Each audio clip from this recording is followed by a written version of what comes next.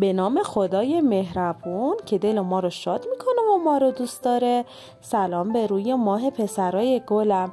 حالتون خوبه خوشگلای من؟ خدا رو شکر. بچه‌ها ما امروز میخوایم بریم به یه شهر جادویی که به شهر صداها میگن.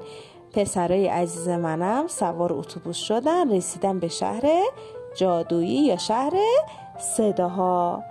خب عزیزای من، توی این شهر هر صدا خونه رنگارنگ خودشو داره که وقتی خیلی خوشحاله اسم خودشو بلند میگه. امروزم یکی از صداها خیلی خوشحاله. اون صدا صدای ا هست. با من بگین ا. ما تو این تصویر چند تا شکل میبینیم که صدای اولشون ا هست، مثل اره، ابر، صدف، الماس، قلم، انگور، نمک که صدای اول همشون ا بود، مثل انگور. با من تکرار کن. انگور. باریکلا. دوباره با من بگو. اسب. اسب. تو این تصویرم ما تصویر چی رو میبینیم؟ آفرین، انار. انار. پسرها حتما با من تکرار کنید.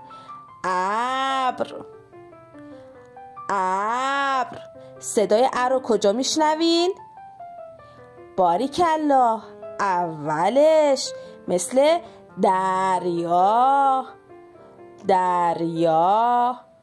یا مثل قطار.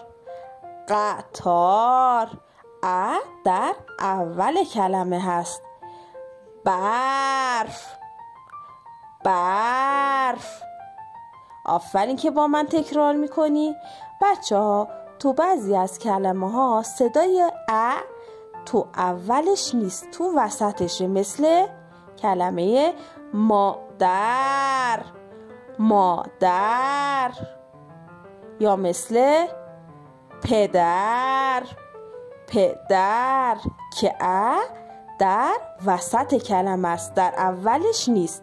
بعضی از کلمات هم هستن ا هم توی اول کلمه اومده هم توی وسطش، مثل بستنی.